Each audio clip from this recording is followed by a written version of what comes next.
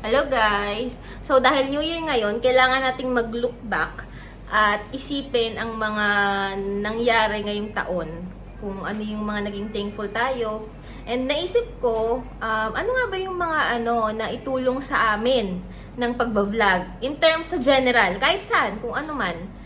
Naisip ko sa akin, financially, syempre unang-una financially. Akalain nyo, kinailangan ng papa ko ng motor na ibigay ko agad. Kung siguro kung wala tong vlog na to, hindi ko siya mabibilhan. Hindi, tapos parang pag hindi ko siya nabilhan, hindi ako makakatulog. 'Di ba? Hindi ako makakatulog. So, kung parang mawawalan ako ng peace of mind, 'di ba? Kung hindi ko siya mabilhan. So, dahil sa YouTube, sa pagbablog na ginagawa namin, nabilhan ko siya agad. And then second, ano pa ba? Yung Natuto din akong yung emotions ko i-control ko. Kasi sa pagbablog, ang dami talagang subscriber na kahit wala ka namang ginagawa, aanuhin ka, galit na galit, at aatakihin ka nang wala ka namang ginagawa. Dahil lang ayaw sa'yo, maarte ka, ganyan. Natutunan kong maging strong, na parang hindi intindihin kung ano yung sasabihin nila. Parang, para sa akin, your opinion is not my business. Ganun na sa akin yun ngayon. Basta ako, nakakatulong ako at wala akong inaapakan na tao. Yun, tapos. So, ngayon, kahit anong mabasa ko, wala na ako talaga akong nararamdaman. As in 0%. Kahit mga below the belt yung sinasabi nila sa akin, wala na yun sa akin. So, yun yung naging natutunan ko sa pagbablog.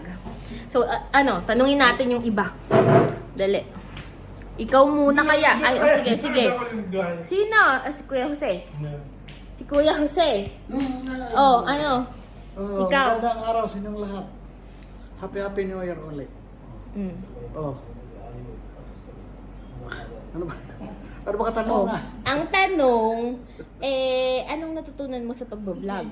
Ay ako, natutunan ko doon. Talagang napasalamat din ako kasi una, kahit may na marunong na ako humarap sa tao, dati mahihayin isa ako. And then, malaking tulong din sa akin ang pag-ipon kasi kahit gaano, sabihin man natin, kahit di gaano kalaki, at least naka-start ako ng umpisa ng ipon doon sa pamagitan ng vlogging. At saka kahit ano mang sasabihin nila sa vlogging, natuto ako paano i-handle kung anong mga problema rin sabi sa amin, paano i-improve, natuto kami kung paano sila dadalhin at ano namin sa sarili namin, ano pa gagawin namin. And then Meron pa? wala na. Okay na. So, ayun. Yung kay Kuya Jose. Very well said ulit, Kuya Jose. Dahil wala akong may comment. Besh, ikaw na. Ngayong 2024, ano ang naitulong at natutunan mo sa ating pagbablog? Kahit in general, Yun nga guys, natutunan ko na yung parang mag-exert ng effort. Kasi dito, di ba, dati lang tayo dito bahay lang tayo, tulog lang pagka weekend, kapag walang pasok. Ngayon na nag-vlog na tayo, na pupunta tayo sa may mga doon kila Chamame, pupunta tayo, tapos kahit mainit, kahit mahirap, kahit pagod, di ba? At least nag-exert ng effort. Yun, natutunan ko din na maging masipag, gano'n. Yung magtiyaga sa kahit napapagod na, tuloy pa din. Di ba? At saka natutunan ko din na na makisalamuha nga sa tao. Makisalamuha yung parang yung makisama sa mga tao doon, na maging parang makibagay, ganun. Makibagay sa kanila.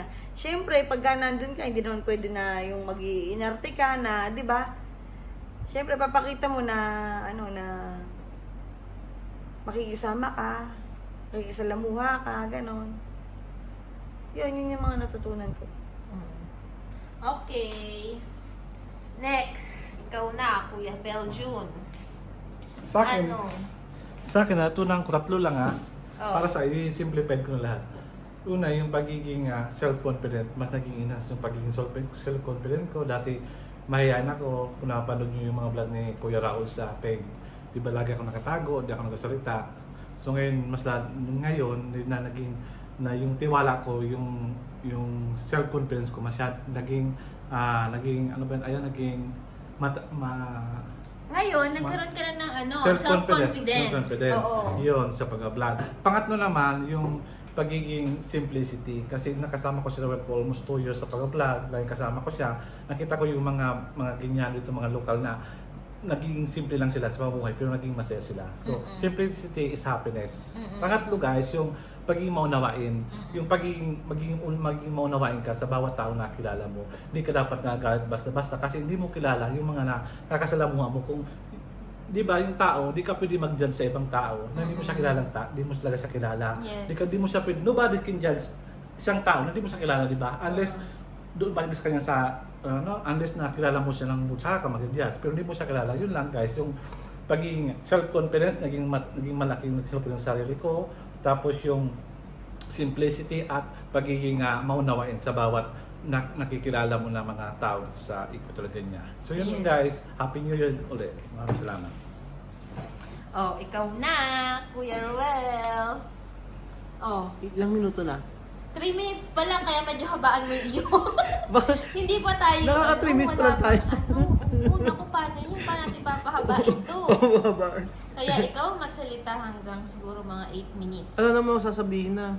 Oh, marami kang sasabihin dahil ikaw ang may pinakamaraming experience. Ang natutunan sa... Natutunan sa pagbablog sa simula nung nagsimula ka sa PEG. Natutunan and naitulong sa iyo ng pagbablog. Natutunan at saka itulong.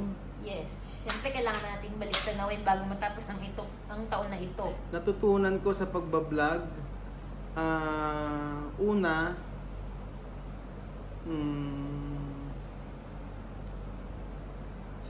siguro yung yung ilagay ko yung ako, 'di ba, nung nag-start lang ako dito, nakikita ko lang yung mga tao na dito na mahirap o hindi maayos ang pamumuhay.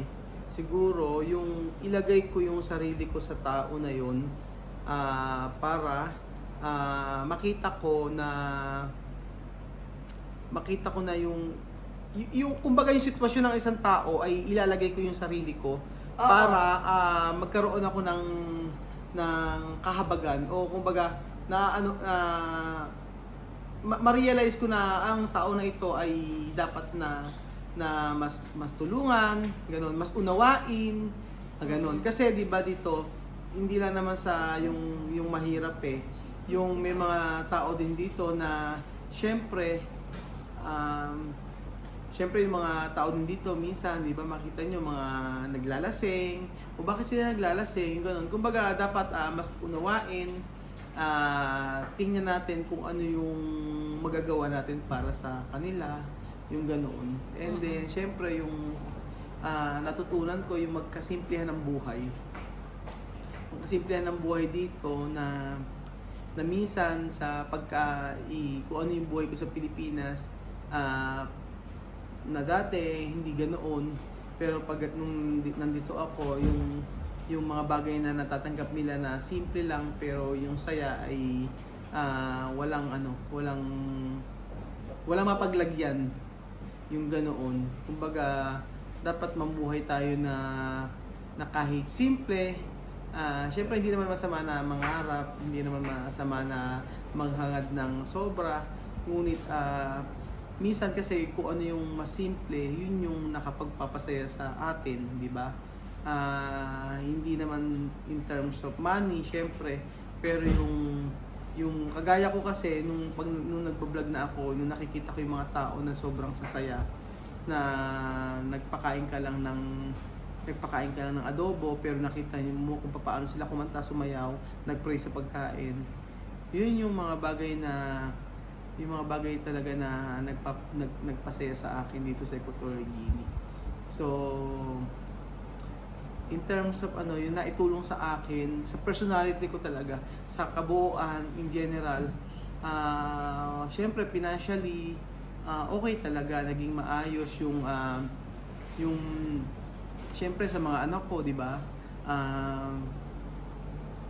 Financially yung mga anak ko nakuha ko ng insurance para sa college nila, yung ganoon. Tapos yung mga bagay na for the future yon na i-provide ko sa pamilya ko. And then pero ang pinakamalaking impact talaga yung sa personality ko na sa buhay natin yung pera ay palandalian lang yan na kasiyahan, pero ang mas makapagpapasaya pala sa atin is yung paano tayo magkaroon ng pakikipagkapwa-tao, yung maunawaan mo yung sitwasyon ng isa, makapagbigay ka ng kaligayahan sa mga bata, sa mga tao. Yun siguro yung pinaka naging maganda na naging ministry ko dito sa Equatorial Guinea. Sabi ko nga the time na nasa Taiwan ako and then nasa Dubai, may hinahanap ang aking puso na hindi ko alam kung ano.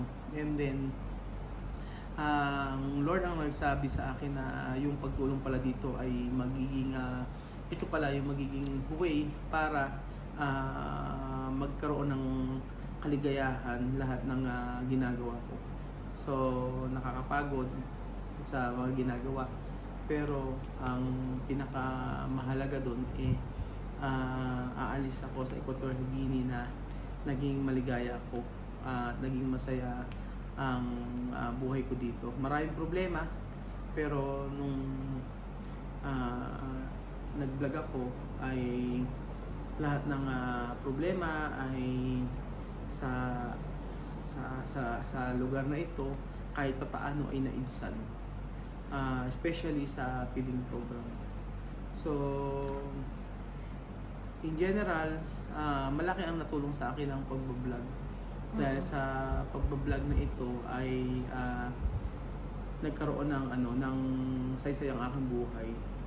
Nagkaroon ng saysay yung buhay ko na hindi lang pala para kumita ng pera sa trabaho, sa pagbablog, hindi yun eh. Yung bagay na iiwan natin dito sa Equatorial Guinea, yung mga naituro natin sa kanila. Alam niyo naman po yung mga naituro natin sa kanila in terms sa pagluluto, sa pagnegosyo, sa lahat. So hanggang sa ating kultura na ituro natin sa kanila. And then, syempre, yung malalaman ng mga tao dito na tayo mga Pilipino ay ganoon pala ang ating pag-uugali pagdating sa ibang kapwa, na tayo mga Pilipino ay mapagmahal. Yun lang po. Yes. So, ayun. Yun ang natutunan at naitulong sa atin ng pag-vlog. Bye, guys. Thank you for listening. Bye. Bye. Bye. Bye.